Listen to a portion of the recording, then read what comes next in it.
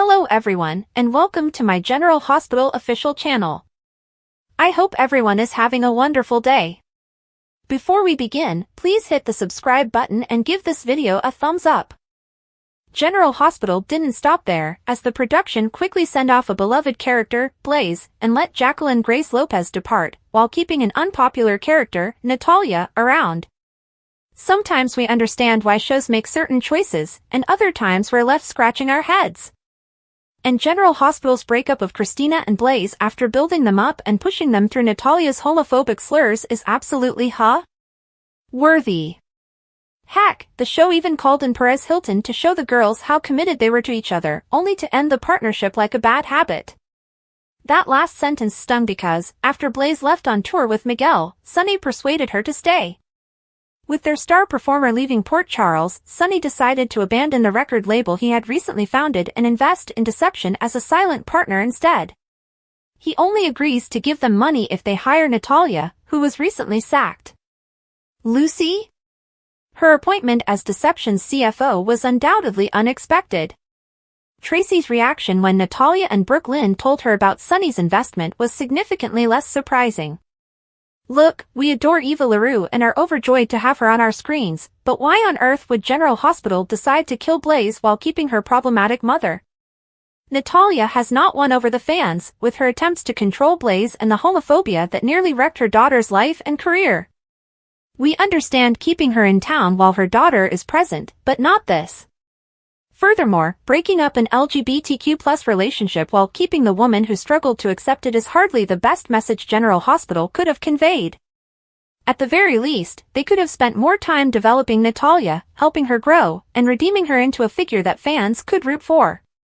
But how did this all go down? It feels like a slap in the face for the fans.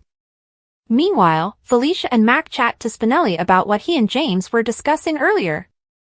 Spinelli says that James was distraught about not being able to see Cody. Felicia slams Mac.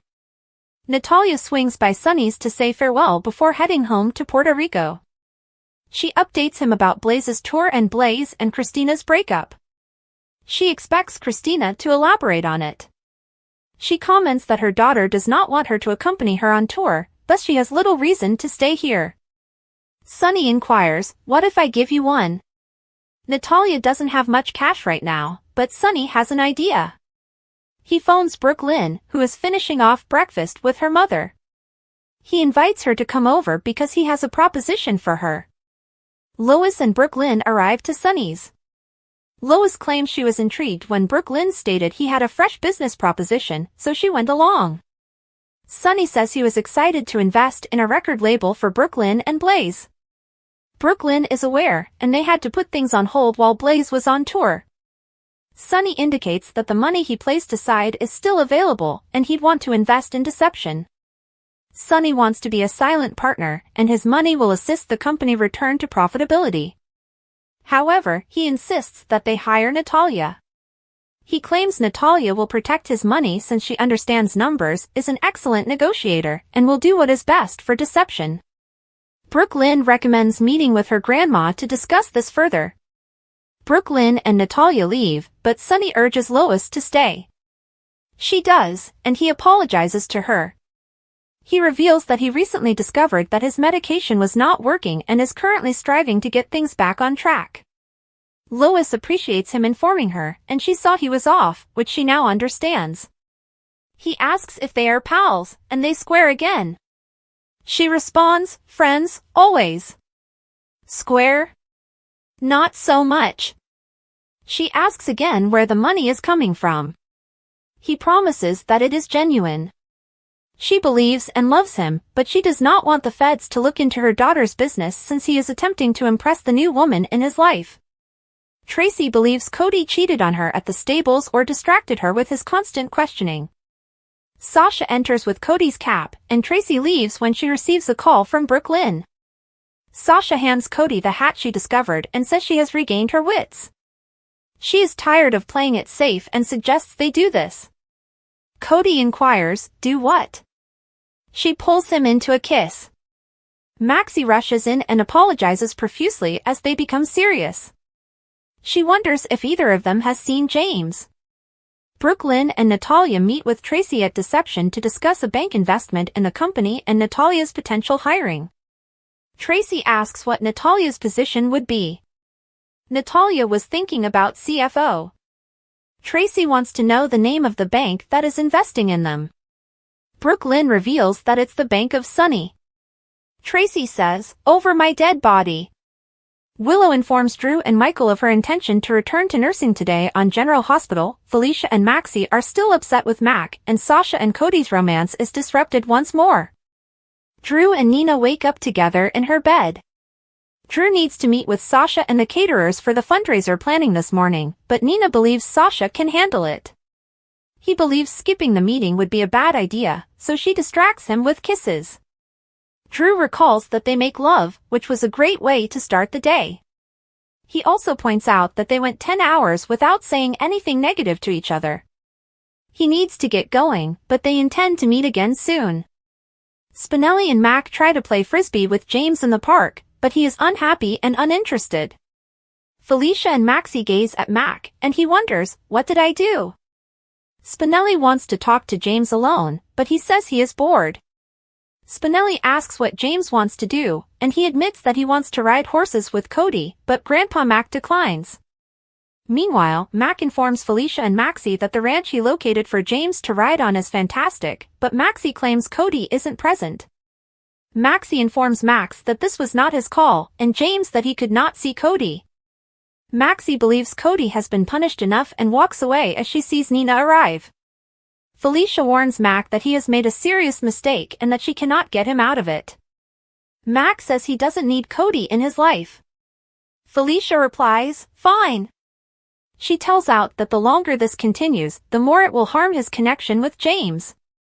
Mac claims he is preventing James from seeing Cody is not the hero he believes he is. Felicia feels Cody can live up to James' expectations. She believes that people may improve when they are expected to. Maxie talks to Nina and notices something new about her, claiming she's nearly glowing. She promptly inquires, "Did you sleep with Drew again?" Nina confesses she did, and Drew stayed yesterday night. Nina is convinced Drew will find her, and that their time together will be far more joyful than intruding on Willow's marriage. While everyone is talking, James sneaks away. Mac eventually agrees to let James take riding lessons with Cody. Maxie believes James will be happy, but when she calls out to him, they learn he has left. Outside the Quartermain stables, Tracy notices Cody thinking about his kiss with Sasha. He asks if she wants him to prepare her horse, but she prefers to take him for a ride today. It's been over 6 months after General Hospital murdered Austin Gatlinholt and hinted at a larger conspiracy by leaving a message to Ava Jerome that read, "You're welcome." And in 6 months, we've gotten no closer to discovering who killed Roger Howarth's third Port Charles character. What's going on? No friggin' idea. It's as if the program has forgotten that it wrote 2 mysteries, who killed Austin and who sent that note, and has made no attempt to solve them. The fact is, we have not forgotten. Darn it, we want answers. Maybe the disappearing plotline, which wasn't a fan favorite to begin with, was a stroke of genius. Maybe because General Hospital has spent the last several months trying to cast Ava as a remorseless villain akin to Hannibal Lecter and Attila the Hun, which is completely unfair. By the way, it's saving the reveal of the note sender to get her off the hot seat. If Austin's murderer is powerful enough to get away with murder, he or she would be able to prevent Ava from serving time for pushing Christina to compete in hotel diving. He or she would be strong enough to prevent Sunny from taking Avery away from her mother. Who do you suppose sent the note? And do you believe General Hospital will ever pick up the dropped plot? As you can see in the brand new promo below, emotions are running high as the femme fatale posts bail and is released from jail.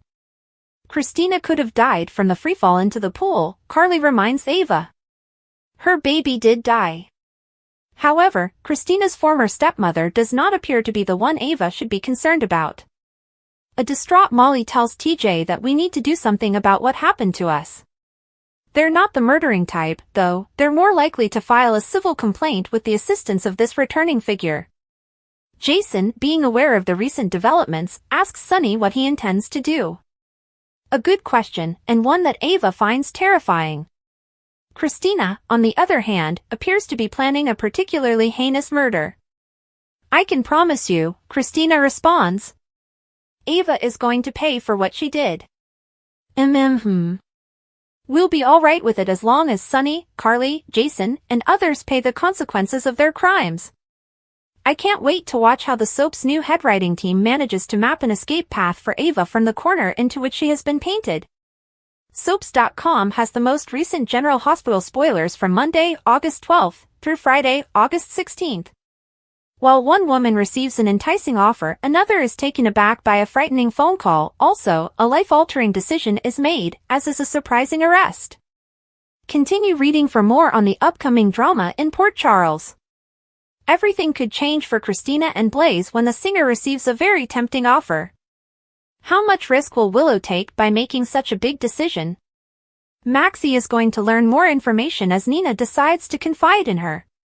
Carly is in for a huge surprise. Will Anna's understanding have anything to do with Valentine? You want confirmation that things are returning to normal for Sunny?